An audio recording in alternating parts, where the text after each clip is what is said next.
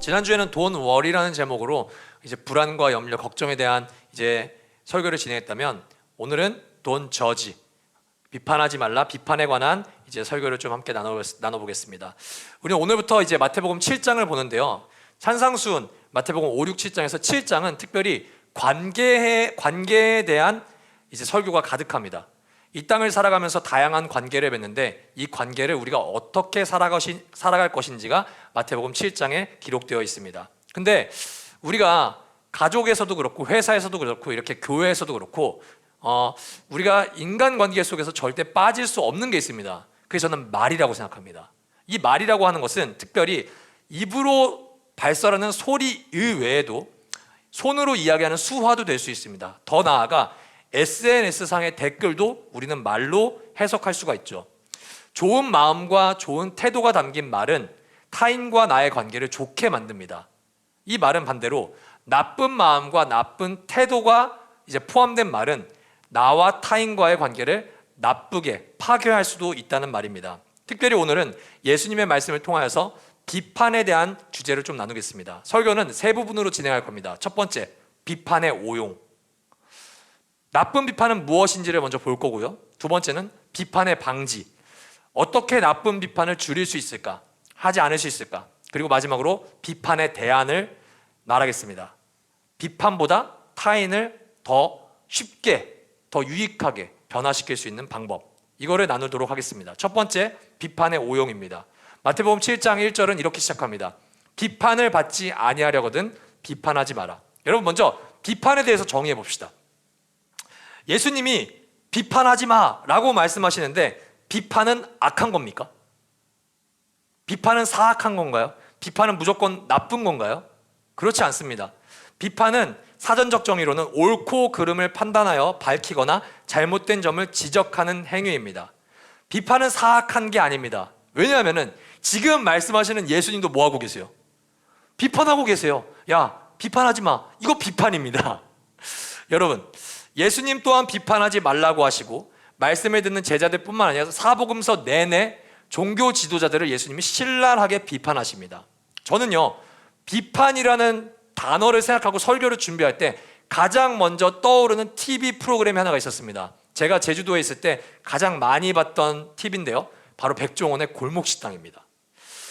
지금은 종용됐죠. 근데 여기에 등장하는 식당과 사장님들은 한결같이 백종원 씨의 비판을 듣습니다. 위생 상태가 썩었어요. 정신 상태가 썩었어요. 당신은 기본이 안 돼 있어요. 돌아갈까봐 그래요. 뭐 이런 다양한 비판들을 매주마다 들어요. 죄송해요. 웃길 줄 알았는데 안 똑같네요. 진짜 어쩌면 이 사장님들은 부모에게 그리고 선생님에게도 듣지 못했던 혹독한 비판을 듣습니다. 근데요, 우리가 이 골목식당을 볼 때 이 사장님의 옳고 그름을 비판하는 백종원 씨를 보고, 아, 백종원 썩었다, 니나 잘하지, 이렇게 생각하는 분들은 거의 없습니다. 사장님들도 그 비판을 받아들입니다. 백종원에게 왜 악플 하세요? 당신 때문에 내 인생이 망할 것 같아요 라고 하는 분들은 극소수입니다. 이 프로그램의 비판적 요소가 굉장히 가득함에도 불구하고 음식점을 경험하는 사장님들이나 아니면 시청하는 우리들도 그것을 통해서 굉장히 많은 인사이트를 얻습니다. 왜냐? 비판은 때로는 우리의 삶을 변화시키는 굉장히 유익한 도구도 될 수 있기 때문입니다. 그러니까 여러분, 비판은 악하다, 이거는 틀린 명제입니다. 예수님은요, 옳고 그름을 비판하지 말고 다 좋은 게 좋은 거지 라고 수용하면서 살라고 말씀하시는 것도 절대 아닙니다. 야, 이제 너가 뭘 비판하냐, 그냥 비판하지 마. 그냥 생긴 대로 살라 그래. 저 식당 그냥 망하면 제가 또 회개하겠지, 이렇게 말씀하시는 게 아니라요, 예수님은 비판을 때로는 해야 된다고 하십니다. 그런데 오늘 예수님이 이 말씀을 듣고 있는 제자들에게 그리고 우리들에게 금지하는 비판이 두 가지가 있습니다. 첫 번째, 도를 넘는 가혹한 비판입니다. 어쩌다 보니 제 SNS 알고리즘에는 크게 요즘에는 두 가지가 주를 이루는 것 같습니다. 첫 번째는 한화 이글스가 주를 이룹니다.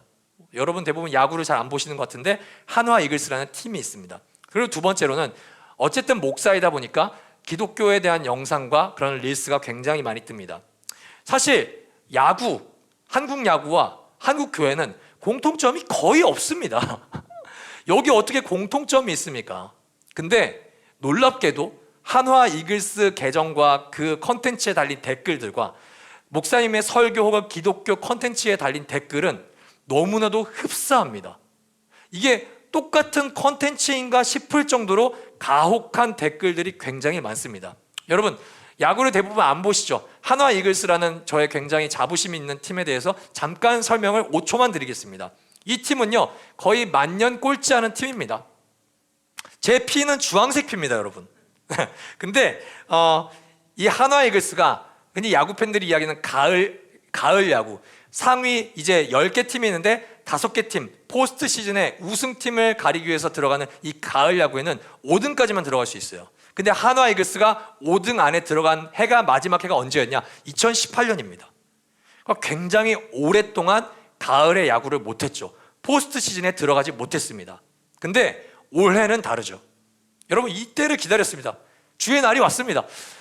2등으로 아마 아직 끝나진 않았는데요. 2등으로 포스트 시즌에 맞출 확률이 굉장히 큽니다. 그래서 이제 어쩌면 우승팀이 될 수도 있는데요. 근데 이번 주에 한화 이글스가 2등으로 이제 마치겠지만 진 날이 있을까요, 없을까요? 이번 주에 2번 있습니다. 이 2번이 패배한 날 이 한화 이글스 계정에 들어가면요 다양한 댓글들이 있습니다. 그러니까 평생 감독님이 2위 하는 거예요. 팀 해체해라. 내가 쳐도 땡땡 너보다는 잘 치겠다 부터 시작해서 야구 그만뒀으면 좋겠다. 그리고 가장 충격적인 댓글은 너 그냥 죽었으면 좋겠다 라는 댓글을 봤습니다. 여러분 단순히 그 선수와 감독이 한 실수 그 자체를 이렇게 논리적으로 비판하는 것이 아니라 인격을 압살하는 가혹한 댓글들이 훨씬 많았습니다. 기독교 알고리즘은 어땠을까요? 혹여나 자신과 다른 정치적인 입장의 사람들을 지지하거나 혹은 다른 관점의 메시지를 표현하는 이제 컨텐츠를 보면요 그 메시지에 대한 변증을 하는 댓글은 거의 없습니다. 그냥 인격적인 모독하는 댓글들이 넘쳐납니다. 제가 본 댓글들, 너는 절대 구원받지 못할 거야. 두 번째, 지옥에나 가버려라 등 옳고 그름의 판단을 넘어서 한 존재를 말살하는 비판들이 있습니다. 이거는 예수님께서 철저하게 금지하는 비판입니다. 예수를 믿냐 안 믿냐, 교회를 다니냐 안 다니냐와 상관없이 모든 인간은 하나님의 형상이라는 가치가 부여되어 있습니다. 원불교를 다니든 불교를 다니든 심지어 신천지를 다니든 이 모든 인간은 하나님의 형상입니다. 하나님의 형상이라는 말은요 내가 함부로 저 사람의 하나님의 형상, 저 사람의 존재, 존엄성을 함부로 훼손할 수 없다는 말입니다. 사람의 가치를 무시하고 하나님의 사랑을 받을 자격이 없는 존재처럼 여기는 비판은 하나님께서 소중히 여기시는 한 생명의 인격을 훼손합니다. 명심보감의 언어편을 보면요 말의 본질과 관련해 이언지언 나뉘면서 상인지어 이어형극, 일언방구 중지청금 일어상인 통요도할 이라는 문장이 기록되어 있습니다. 이거를 한문으로 쓸까 하다가 나도 모르는 한문을 여러분께 쓰는 건 참 어이가 없다 생각해서 이것의 뜻을 가져왔습니다. 사람을 이롭게 하는 말은 솜처럼 따뜻하지만 사람을 상하게 하는 말은 가시처럼 날카롭다. 한마디 말의 무게는 천금과 같으며 한마디 말이 사람을 다치게 하면 그 아픔은 칼로 베이는 것과 같다. 즉 내 비판은 옳고 그름을 지적하고 분별하는 것을 넘어서 상대의 마음을 평생 아프게 하는 폭력이 될 수도 있다는 말입니다. 그래서 물리적인 힘으로 우리가 받지 않는데 언어 뒤에 뭐라는 단어를 붙이죠? 언어 폭력이라는 단어를 씁니다. 더 나아가 이 말, 댓글 때문에 상대, 한 존재가 죽이는 사건들이 우리는 굉장히 많이 발생하는 것을 보게 됩니다. 여러분, 우리가 쏟아내는 말이 한 사람을 기분이 나쁘게 하는 정도가 아니라 한 사람을 다리에서 뛰어내리게 할 수도 있다는 사실을 우리는 늘 인지하고 살아야 됩니다. 그게 설령 나와 어떤 한마디도 나누지 않았던 SNS의 누군가일지라도요. 그렇게 했을 때 우리는 가혹한 비판을 멈춰야 됩니다. 두 번째로 예수님이 금지하시는 비판은요, 상대를 비판함으로써 자신의 우월감을 증명하는 비판입니다. 남을 비판해서 깔아내림으로 나는 이 사람보다는 좀 더 우월한 존재, 이 사람보다는 더 하나님께 사랑받을 만한 존재라고 비판할 때가 종종 있는 것 같습니다. 특히 교회라는 공동체 안에서요. 저는 이 장면을 소개할 때 욥이라는 인물을 좀 소개하고 싶습니다. 자, 욥기라는 성경은 사실 굉장히 따분한 스토리로 가득 찹니다. 그리고 길어요. 그래서 사람들이 쉽게 읽으려고 하지 않는 성경의 한 부분이기도 합니다. 여기에 욥이라는 인물이 한 명 등장하는데요. 1장에서 이제 사탄이 하나님께 이런 딜을 합니다. 하나님, 저 욥이라는 인간 당신이 축복 주니까 당신을 좋아하는 것 같아요. 내가 혹시 이 욥이라는 인간을 시험해 봐도 돼요? 내가 이 사람을 시험했을 때도 당신을 좋아하는지 한번 내기해 볼까요? 라는 장면이 등장합니다. 그래서 하나님이 사탄에게 시험해도 된다고 하세요. 자, 그래서 사탄이 욥을 시험하기 시작하자 인생의 지옥이 펼쳐집니다. 이유 없는 고난과 고통들이 나에게 연속적으로 펼쳐지는데 재산을 잃습니다. 그리고 가족을 잃습니다. 이것도 끝나지 않아서 건강마저 잃어버립니다. 이때 이제 욥 말고 사탄 말고 하나님 말고 세 명의 등장인물이 욥에게 찾아옵니다. 그의 친구들이요. 바로 엘리바스라는 이름, 그리고 빌닷, 소발이라는 그의 세 친구가 찾아옵니다. 이 세 명의 친구들이 욥이랑 한 7일 정도 같이 있으면서 욥과 함께 침묵해줘요. 그리고 욥의 상실에 대해서 아파하고 위로를 해줍니다. 그런데 7일 뒤부터 문제가 터집니다.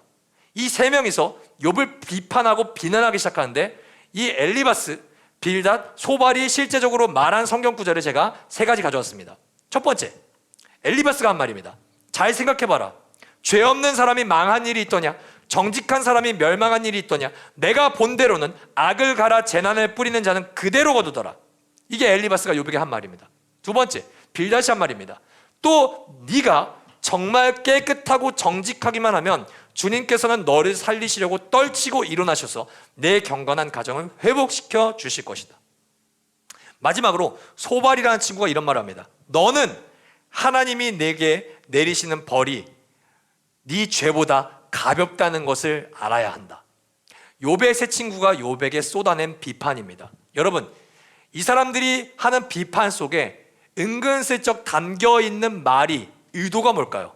욥아, 나는 너처럼 죄를 덜 짓고 너보다 죄를 덜 짓고 정직하게 살잖아. 그러니까 하나님이 나에게 이런 인생을 책임져 주시잖아. 너도 이제 좀 죄를 벗어나면 안 될까? 너도 좀 깨끗하게 살면 안 될까? 너도 정직하게 살면 안 될까? 하나님이 아무 이유 없이 너의 인생을 이렇게 이끌고 가진 않으시잖아. 여러분, 우리가 누군가를 비판할 때 이게 굉장히 무서운 지점이에요. 특히 교회 안에서요.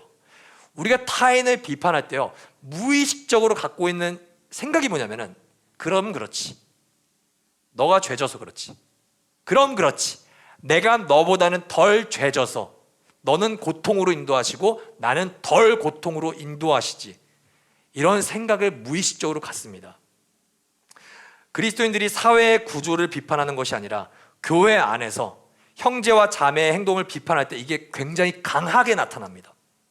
술 마시지 마, 담배 피지 마, 예배 늦지 마, 동성애는 죄야, 이런 말을 할 때요, 생각보다 나는 안 하는데 이런 내 믿음의 수준으로 너도 올라왔으면 좋겠다는 심리가 나도 모르게 깔려 있어요. 여러분, 이렇게 쉽게 비판하는 이유가 뭔지 아세요? 나는 그 행동을 절대 안 한다는 명제가 내 안에 깔려 있기 때문입니다. 진짜 무서운 건요, 욥의 세 친구들이 욥에게 한 말과 지금 제가 말한 술 마시면 안 돼요, 담배 피면 안 돼요, 동성애는 죄예요, 예배 늦으면 안 돼요, 이 말이 틀린 말이에요. 여러분, 나쁜 말입니까? 아니요, 틀린 말이 아닙니다. 깨끗하게 살아야 돼, 죄를 멀리해야 돼, 이런 말들이 신학적으로 잘못된 말인가요? 아니요, 오히려 신학적으로 든든한 지지를 받는 말이죠. 이거는 문장으로 봤을 때는 철저히 옳은 말입니다. 그러나 이 친구들이 옳은 말을 선포할 때 이 친구들의 마음은 어떤 마음입니까? 위로하고자 하는 마음인가요? 욥을 살리고자 하는 마음인가요? 아니요, 이 친구들의 있는 마음은 철저히 욥을 정죄하는 마음입니다. 그래서 옳은 말을 들었음에도 불구하고 이 세 명의 친구들의 말에 욥에 대한 대답은 이렇습니다. 이런 말은 내가 많이 들었나니 너희는 다 재난을 주는 위로자들이구나. 뭐를 준다고요? 재난을 준다고요. 이 친구들은 옳은 말로 위로한답시고 욥에게 비판을 했지만 욥에게는 그게 공감과 위로로 다가오지 않습니다. 욥에게는 재난으로 다가옵니다. 험담 그 일상의 언어라는 책에서 제프 로빈슨 목사는 이렇게 말합니다. 때때로 우리는 옳은 말을 잘못된 때에 잘못된 방식으로 말하곤 한다. 죄에 대해 신학적 이해를 가지고 있었지만 그것을 적용하는 과정에서 욥에게 괴로움만 더해 주었다. 욥의 세 친구만 그럴까요? 한국에서 말이 제일 함부로 발생하는 때 남의 아픔, 남의 부족함, 그것을 은근히 지적함으로 나의 우월감을 가장 자랑하는 기간이 언제인지 아십니까? 명절입니다. 설날과 추석이에요. 설과 추석에 친척들을 만날 때 어른들이 늘 쏟아내는 말이 뭡니까? 아, 영훈아, 공부 좀 열심히 해야 된다. 우리 옆집 사는 똘똘이는 작년에 서울대 갔다더라. 영훈아, 눈높이를 낮춰야지 취업에 성공하지. 영훈아, 연애는 하고 있니? 이제 결혼할 생각을 슬슬 해야지. 아이는 가지려고 노력하고 있니? 영훈아, 건강을 위해서 운동 열심히 하고 다이어트 해야 돼. 여러분, 이 말 한번 들어본 적 있으십니까? 저는 예전에 자주 들었습니다. 그리고 이 어른들이 이렇게 말한 다음에 항상 마무리로 끝내는 말이 뭘까요? 다 너에게 관심 있어서 그러는 거야. 다 너 잘 되라고 하는 말이야 라고 마무리합니다.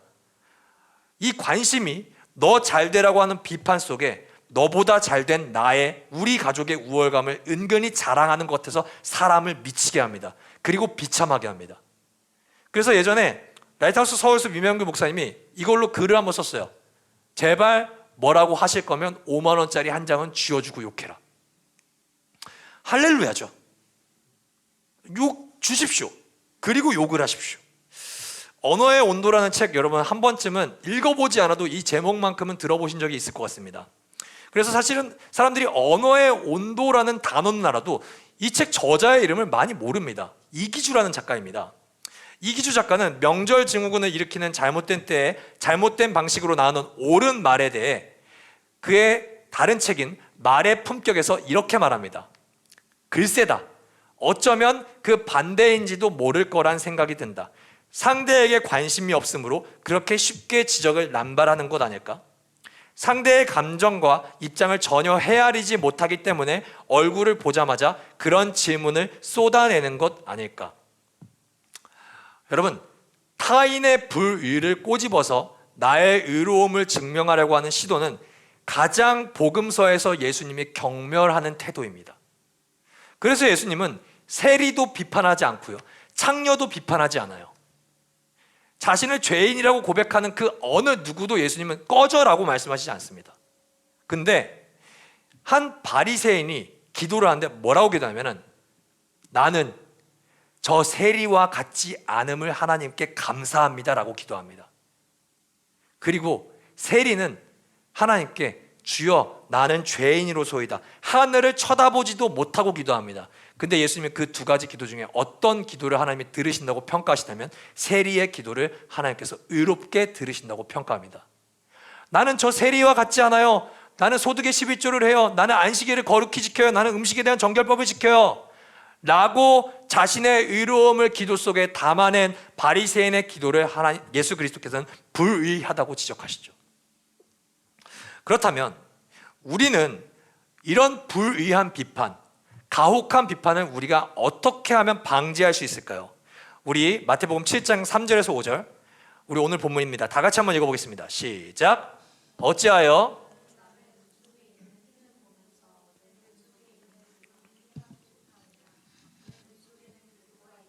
어떻게 남에게 말하기를 내 눈에서 티를 빼내 줄 테니 가만히 있어라 할 수 있겠느냐. 위선자야, 먼저 내 눈에서 들보를 빼내어라. 그래야 내 눈이 잘 보여서 티를 빼줄 수 있을 것이다. 여러분, 들보가 뭡니까? 이거 모르면 이거 해석이 안 됩니다. 근데 대부분 모르죠. 저도 모르니까요. 저도 신학을 공부하기 전까지는 들보라는 단어를 일상생활에서 들어본 적이 한 번도 없습니다. 들보는 그냥 널빤지 혹은 나무 기둥이라고 생각하시면 될 것 같아요. 그래서 이 성경이 조금 우리가 안 쓰는 단어로 쓰여졌기 때문에 유진 피터슨 목사님이 쓴 메시지 성경을 한번 보도록 하겠습니다. 훨씬 더 공감이 될 겁니다. 내 이웃의 얼굴에 묻은 얼룩을 보면서 자칫 내 얼굴에 추한 비웃음은 그냥 지나치기 쉽다. 네 얼굴이 멸시로 일그러져 있는데 어떻게 뻔뻔스럽게 내가 내 얼굴을 씻어주겠다고 말하겠느냐. 네 얼굴에 추한 비웃음부터 닦아내라. 그러면 내 이웃에게 수건을 건네줄 만한 사람이 될지도 모른다. 유진 피터슨 목사님도 물론 헬라어 원어를 보고 해석해서 메시지 성경을 기록했겠죠. 일상적인 언어로요. 그런데 저는 개역개정, 새번역, 메시지 성경 이 모든 이 마태복음 7장 3절에서 5절이 너무 어렵다고 생각합니다. 이것을 가장 잘 번역할 수 있는 민족은 바로 한국인입니다. 저는 이것을 15글자 이내로 줄여볼 수 있습니다. 똥 묻은 개가 겨 묻은 개 나무란다. 여러분, 이것만큼 정확한 속단이 어디 있습니까? 한국어가 이렇게 좋습니다, 여러분. 근데 무자비한 비판을 방지하기 위해 가장 좋은 것은요, 나를 거울로 되돌아보는 겁니다. 성경을 예로 들어볼게요. 구약 성경에 가장 유명한 인물 중에 5명을 뽑자면 저는 3명으로 뽑아도 들어갈 거라고 확신하기도 하는데 저는 다윗을 뽑아볼 수 있을 것 같습니다. 이스라엘의 왕이죠. 하나님이 세우신. 그리고 이스라엘이 가장 사랑한 왕이기도 했습니다. 근데 그가 하나님께 범죄한 때가 있었습니다. 언제냐면요, 부하장수 우리야라는 사람의 아내가 너무 예뻐 보이는 거예요. 밧세바. 그녀가 샤워하는 모습을 볼 때 너무 아름다워 보여서 저 여인을 내가 탐해야겠다. 내가 내 소유로 만들어야겠다. 그런 탐욕이 그에게 들어갑니다. 그래서 그 부하장수 우리야를 가장 전선의 최전선으로 보냅니다. 여기로 가면 싸우다가 반드시 죽겠지 하는 마음으로요. 이제 부하장수가 죽죠. 그리고 그의 아내였던 밧세바를 자신의 아내로 맞아들입니다. 사람들은 그냥 다윗 저 불쌍한 자기 장수의 아내를 챙길 정도로 참 아름다운 마음의 왕이구나 라고 생각했을 수도 있습니다. 그런데 하나님은 속지 않으시죠. 하나님이 당신의 선지자 나단이라는 선지자를 다윗에게 보내면서 죄를 지적하십니다. 이 나단은 그냥 다짜고짜 다윗에게 가서 너 우리야 죽였어, 밧세바를 너가 데려갔어 라고 말하지 않습니다. 스토리텔링을 시작합니다. 이야기를 다윗에게 들려줘요. 왕이시여, 부자가 있고 가난한 사람이 있습니다. 가난한 사람에게 있는 것이라고는 어린 암양 한 마리밖에 없습니다. 그래서 이 가난한 사람은 이 암양을 너무나도 보살피고 지극히 아끼고 사랑해서 마치 딸처럼 여겼습니다. 그런데 이 부자에게 나그네 한 명이 손님으로 찾아옵니다. 이 부자가 자기가 그토록 많이 갖고 있던 소와 양떼 중에 한 마리를 나그네에게 대접하는 것이 아까워서 그는 가난한 사람의 암양을 빼앗아 음식으로 대접했습니다. 왕이시여, 어떻게 생각합니까? 여러분, 다윗이 어떻게 말했을까요? 분개합니다. 짜증을 냅니다. 심지어 다윗은 만약에 나단의 이야기가 사실이라면 이것을 해결할 수 있는 공권력까지 가지고 있습니다. 그래서 이렇게 이야기하죠. 다윗은 그 부자가 못마땅하여 몹시 분개하면서 나단에게 말하였다. 주님께서 확실히 살아계심을 두고서 맹세하지만 그런 일을 한 사람은 죽어야 마땅합니다. 또 그가 그런 일을 하면서도 불쌍히 여기는 마음이 전혀 없었으니 그는 마땅히 그 어린 암양을 4배로 갚아주어야 합니다. 여러분, 이 다윗의 답장에 대하여, 대답에 대하여 나단의 입을 빌어서 하나님은 말씀하십니다. 임금님이 바로 그 사람입니다. 주 이스라엘의 하나님이 이렇게 말씀하십니다. 내가 너에게 기름을 부어서 이스라엘의 왕으로 삼았고 또 내가 사울의 손에서 너를 구하여 주었다. 나는 내 상전의 왕궁을 너에게 넘겨주고 내 상전의 아내들도 내 품에 안겨주었고 이스라엘 사람과 유다 나라도 너에게 맡겼다. 그것으로 부족하다면 내가 내게 무엇이든지 더 주었을 것이다. 그런데도 너는 어찌하여 나 주의 말을 가볍게 여기고 내가 악하게 여기는 일을 하였느냐. 너는 햇사람 우리아를 전장터에서 죽이고 그의 아내를 빼앗아 내 아내로 삼았다. 너는 그를 암몬 사람의 칼에 맞아서 죽게 하였다. 너는 이렇게 나를 무시하여 햇사람 우리아의 아내를 빼앗아다가 내 아내로 삼았으므로 이제부터는 영영 내 집안에서 칼부림이 떠나지 않을 것이다. 하나님이 나단의 입을 빌어서 다윗에게 선언하는 말입니다. 여러분, 오늘 우리가 읽은 본문 7장 2절에 뭐라고 예수님이 말씀하시는지 기억하십니까? 너희가 비판하는 그 비판으로 너희가 비판을 받을 것이요 너희가 헤아리는 그 헤아림으로 너희가 헤아림을 받을 것이니라. 우리 교회가 사용하고 있는 새번역 성경은 이 비판을 심판으로 번역했죠. 영어 성경도 저지라는 단어로 번역했습니다. 여러분, 비판, 심판, 영어 단어 저지는 내가 재판관이 되어 판단하고 싶은 마음을 폭로합니다. 비판의 본질이 뭘까요? 비판은 옳고 그름을 지적하는 것을 뛰어넘어 내가 판단하는 위치, 하나님의 위치에서 내가 타인을 옳다 그르다 이야기하고 싶은 마음입니다. 그러나 성경은 이야기합니다. 야고보서 4장 12절, 율법을 제정하신 분과 심판하시는 분은 한 분이십니다. 그는 구원하실 수도 있고 멸망시킬 수도 있습니다. 도대체 그대가 누구이기에 이웃을 심판합니까? 잘못된 비판을 방지하는 힘은요, 내가 재판자의 위치에 있는 사람이 아니라 철저하게 나도 어떤 사건에 대해서 가해자에 위치한 사람이라는 것을 인지하셔야 됩니다. 내가 판단하는 사람으로서 저 사람의 죄의 형량은 이 정도야, 나는 옳아, 이런 게 아니라 그래, 나도 하나님 앞에 똑같은 죄가 있지, 똑같지는 않더라도 하나님이 동일하게 생각하는 형량의 죄가 있지. 여러분, 우리는요 판단함으로써 타인을 회개시키는 사람들이 아닙니다. 우리는 하나님의 판단 앞에 회개하는 사람이 되어야 됩니다.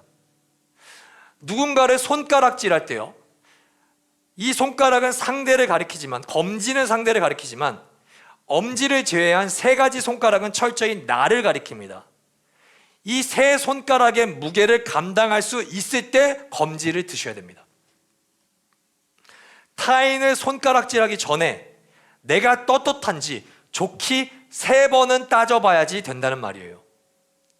누군가를 억지로 사지로 내모는 비판은 상대도 죽이지만 결국에 그 비판이 기준이 되어서 나도 죽입니다.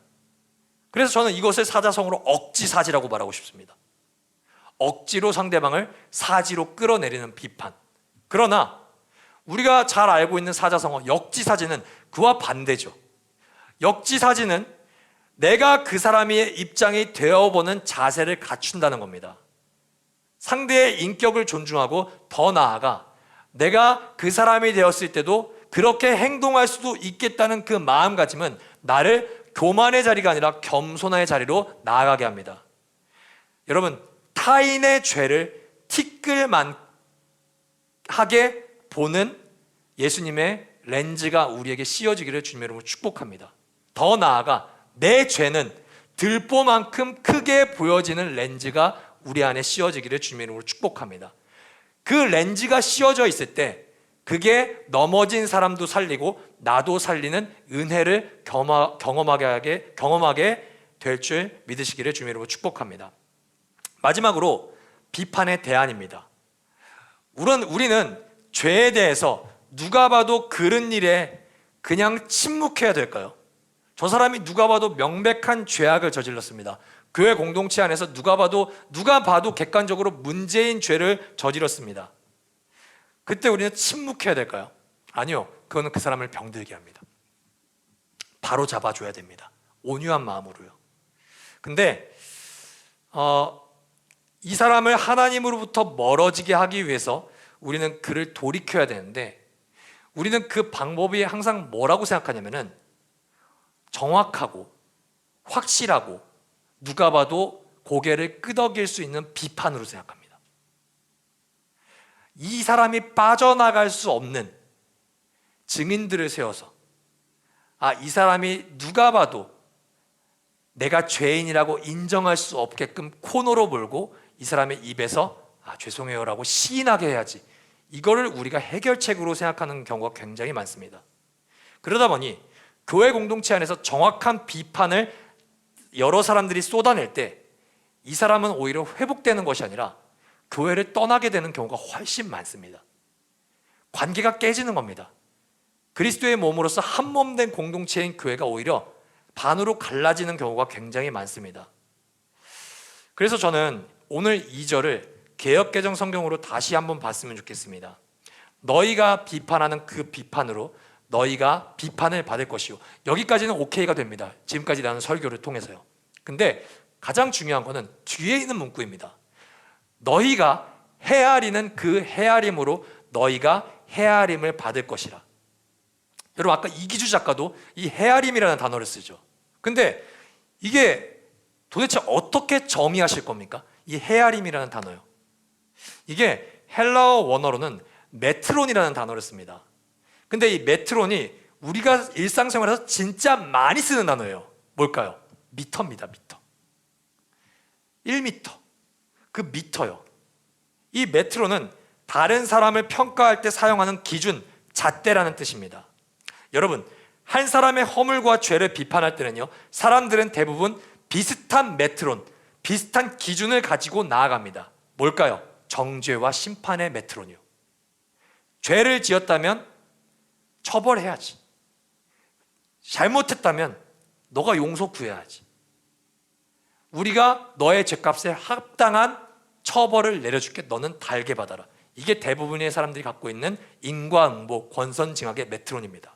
그런데 이 심판의 기준은 제가 방금 전에 말씀드린 것처럼 사람을 회복시키는 게 아니라 오히려 사람을 밀어낼 때가 더 많습니다. 나는 회복 불능한 죄인이구나를 느끼며 공동체를 떠나고 교회를 떠나고 더 나아가 자기가 생각했을 때 하나님마저도 떠나게 할 때가 굉장히 많습니다. 그래서 저는 오늘 여러분들에게 새로운 메트론, 새로운 잣대를 소개하고 설교를 마무리하려고 합니다. 바로 예수님의 메트론입니다. 이것을 좀 더 명확하게 설명하기 위해서 저는 이야기 하나를 여러분께 예화로 드리겠습니다. 바로 요한복음 8장의 간음한 여인 이야기입니다. 예수님이 성전에서 말씀을 가르치고 계셨습니다. 그 가운데 군중도 있지만 율법학자와 바리새인이라고 성경은 소개하는 그 당시의 종교 지도자들, 엘리트들이 간음하다가 현장에서 붙잡힌 여인을 끌고 옵니다. 이게 기독교인들은 대부분 알고 있는 스토리입니다. 근데 모두가 이 스토리의 시작 출발점을 보고 한 번도 의문을 제시하지 않는 부분이 있습니다. 여러분, 간음, 부도덕한 성관계라는 것은요, 혼자 할 수 있나요? 혼자 할 수 있어요? 불가능해요. 여러분, 왜 이러세요? 우리 20살 이하의 성인들이잖아요. 성관계는 파트너가 있다는 뜻입니다. 그리고 간음, 부부의 관계를 벗어난 성관계라고 할지라도 이 여인과 성관계한 남자가 분명히 있겠죠. 근데 요한복음 8장에서는 그 남자에 대한 이야기를 아무도 언급하지 않습니다. 그리고 간음이라는 게요, 대놓고 길에서 하지 않습니다. 숨어서 하죠. 근데 우리는 이것에 대해서 의문을 품지 않습니다. 당연히 이 여자가 잘못했지, 끌려왔겠지라는 상상만 가지고 있습니다. 만약에 이것이 공정한 재판으로 이루어졌다면 남자도 같이 끌려와야겠죠. 그러나 이 현장에서 철저하게 힘이 없는 나약한 여인 한 사람만 율법학자들과 종교 지도자들은 예수님께 끌고 옵니다. 누가 봐도 쉽게 손가락질할 수 있는 대상이요. 여러분 아시죠? 아시는지 모르겠지만 그 당시의 고대 근동 문화에서는 여자는 사람의 수로 카운팅도 되지 않는 존재입니다. 누가 손가락질해도 그 손가락질한 사람을 비난하지 않습니다. 자, 그때 이 여인을 예수님께 데려오고 질문을 합니다. 요한복음 8장 5절.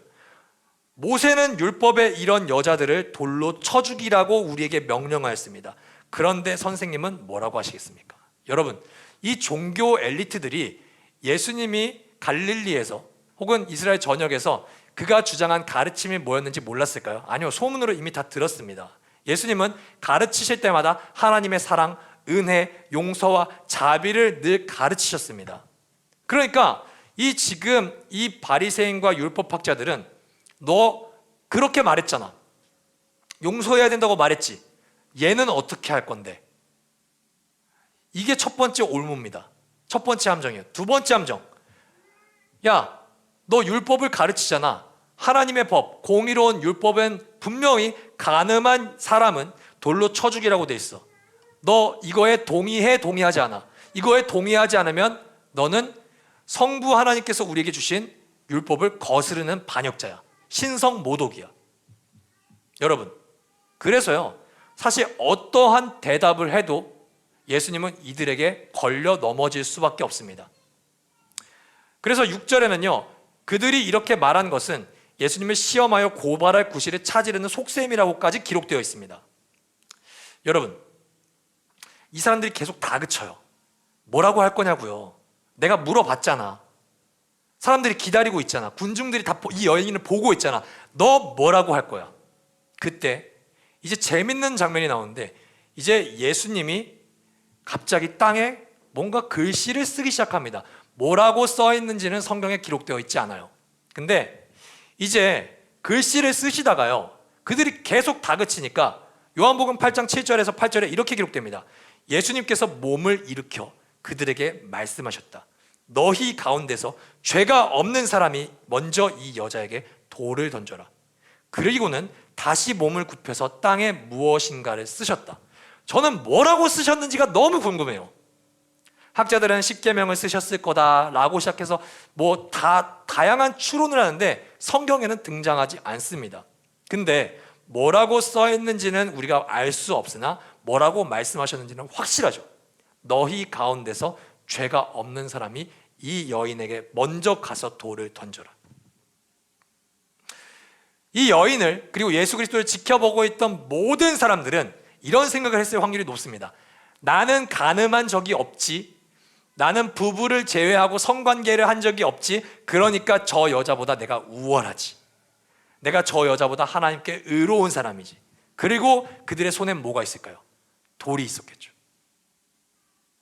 그러나 예수님은 새로운 메트론, 새로운 헤아림을 제시합니다.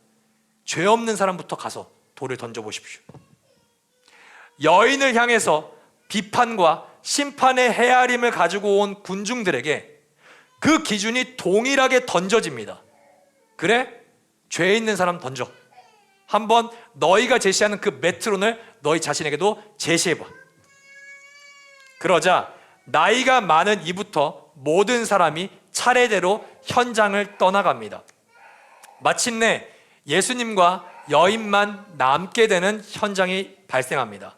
그러자 이제 예수님과 여인만 남자 예수님이 일어나서 여인에게 물어봅니다. 요한복음 8장 10절에서 11절 제가 읽겠습니다. 예수께서 몸을 일으키시고 여인에게 말씀하셨다. 여자여, 사람들은 어디에 있느냐? 너를 정죄한 사람이 한 사람도 없느냐? 여자가 대답하였다. 주님, 한 사람도 없습니다. 예수께서 말씀하셨다. 나도 너를 정죄하지 않는다. 가서 이제부터 다시는 죄를 짓지 말아라. 아멘. 여러분, 이 장면을 우리가 교회를 좀 오래 다닌 분들은 많이 이야기로 들었을 겁니다. 근데 우리가 정말 이 장면을 많이 들었음에도 불구하고 쉽게 놓치는 사실 하나가 있습니다. 죄 없는 사람이 돌로 쳐라. 사람들이 다 떠나가죠. 이 현장에 죄가 없는 사람이 있었을까요? 없었을까요? 놀랍게도 있었습니다. 이 심판과 정죄의 메트론에 걸리지 않는 유일한 존재가 한 사람 있었습니다. 예수 그리스도요. 예수님 혼자 사람들이 갖고 있던 모든 돌을 가지고 와서 이제 혼자서 던지면 됩니다. 죽어라. 나는 이 메트론에 걸리지 않아. 나는 비판받지 않아도 돼. 나는 심판받지 않아도 돼. 왜냐? 나는 진짜 죄가 없거든. 하나님께서 공의로우신 분이라면요, 이 여인은 예수님께 돌 맞아 죽어야지 하나님의 공의가 실현되는 겁니다. 수많은 군중이 마음과 손에 쥐고 있던 비판, 그 정죄의 돌은 그냥 땅에 사라지면 되는 건가요? 땅에 두면 이 모든 사건이 해결되는 건가요? 안 되죠. 하나님은 공의로우신 분이잖아요.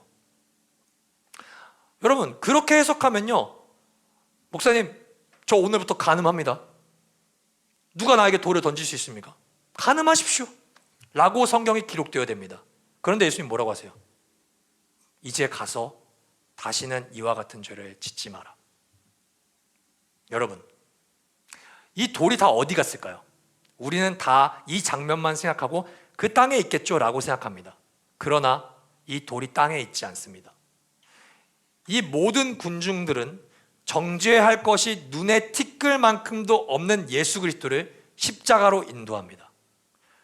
죄인, 저주를 받는 사람들, 하나님께 버림받아야 되는 사람들이라고 여겨지는 사람들만 달리는 십자가에 그리스도를 끌고 오죠. 침을 뱉습니다. 가혹한 비판, 도 넘은 비난을 퍼붓습니다. 네가 하나님의 아들이거든 내려와봐. 인격을 무시하는 것을 뛰어넘어 신격을 무시합니다. 그리고 여인을 향해 던지지 못했던 돌을 그들은 가차없이 예수 그리스도께 던집니다. 창으로 찌르고 가시면류관을 씌우고 침을 뱉고 마음에 있는 모든 돌을 그리스도께 퍼붓습니다. 간음한 여인과 다를 바 없는 죄인인 우리가 심판대 앞에서 어떻게 이 돌을 피할 수가 있죠, 여러분? 피할 수 있는 방법이 없습니다. 우리는 하나님의 진노와 그 돌보다 무서운 불의 심판을 받아야 합니다. 그런데 피하죠. 왜요? 은혜의 헤아림을 우리가 받기 위해서 예수 그리스도는 하나님의 헤아림을 포기합니다. 자신이 던져야 될 돌들을 죄인이 아닌 자신에게 던지며 사람들에게 심판을 받는 것과 더불어 하나님의 진노의 심판을 자기가 모두 받으십니다. 티끌만한 죄, 들보와 같은 죄가 하나도 없으신 고귀하신 예수 그리스도께서 우리가 받아야 할 모든 비판과 모든 하나님의 진노를 다 받아내십니다. 왜요? 우리가 하나님께 헤아림을 받기 위해서요. 여러분, 오늘 죽는다고 할지라도 우리가 왜 하나님의 심판을 두려워하지 않을 수 있습니까? 티끌만한 죄가 우리에게 있지도 않아서입니까? 아니요. 우리는 사실 이번 한 주만 돌아보더라도 티끌만한 죄가 아니라 들보처럼 커다란 죄가 우리의 인생 가운데는 넘쳐납니다. 그럼에도 우리는 하나님의 심판을 두려워하지 않습니다. 우리가 받을 심판을 대신 받으신 그리스도 때문에 하나님은 이제 우리를 인과응보적 메트론으로 우리를 평가하지 않습니다. 우리를 향한 하나님의 기준과 잣대는 심판이 아닌 은혜의 기준으로 우리를 평가하기 시작됩니다. 그래서 우리가 받을 심판을 대신 받으신 그리스도 때문에 우리를 향한 하나님의 헤아림, 하나님의 메트로는 두 글자로 영원히 정의할 수가 있습니다. 바로 은혜입니다. 로마서 8장 1절에서 2절을 읽고 설교를 마치도록 하겠습니다. 그러므로 이제 그리스도 예수 안에 있는 자에게는 결코 정죄함이 없나니 이는 그리스도 예수 안에 있는 생명의 성령의 법이 죄와 사망의 법에서 너를 해방하였음이라. 할렐루야. 사랑하는 라이트하우스 일상 가족 여러분, 그리스도께로 오십시오. 당신은 죄에 대한 정확하고 확실한 비판으로 누군가를 변화시킬 수 있다고 확신하십니까? 그렇다면 성경은 우리의 죄에 대한 목록으로 늘 가득 차야 됩니다. 오늘 우리가 예배에 나올 때 우리는 우리의 자신을 정확하고 날카롭게 성찰하고 우리가 한 주 동안 하나님께 지은 모든 죄의 목록을 비판적으로 적어와야 됩니다. 여러분, 그것을 확실하게 적어 오셨습니까? 아니요. 아무도 그렇게 안 하십니다. 저도 그렇게 안 합니다. 왜일까요? 우리에게는 확실하고 정확한 은혜가 우리를 감싸고 있기 때문입니다. 이제 우리는 정확한 비판을 통해서 생명을 얻은 자가 아니라 확실하고 정확하고 선명한 은혜로 말미암아 구원받은 존재입니다. 이제는 우리는 그 누구의 비판과 심지어 그 누구의 정죄로부터도 우리는 자유합니다. 그게 성부 하나님일지라도요. 그렇기 때문에 이제 우리는 정확한 비판을 쏟아내고 전달하는 자가 아니라 이제 정확한 은혜를 전달하는 사람으로서 살아야 됩니다. 누군가의 인격을 훼손하는 자가 아니라 누군가의 인격을 살려내는 사람이요. 우리의 입술에서 나오는 말이 비판의 메트론이 아니길 주님의 이름으로 축복합니다. 은혜의 헤아림, 은혜의 잣대, 은혜의 기준이 우리의 입술 가운데 매일매일 선포되기를 예수 그리스도의 이름으로 축복합니다.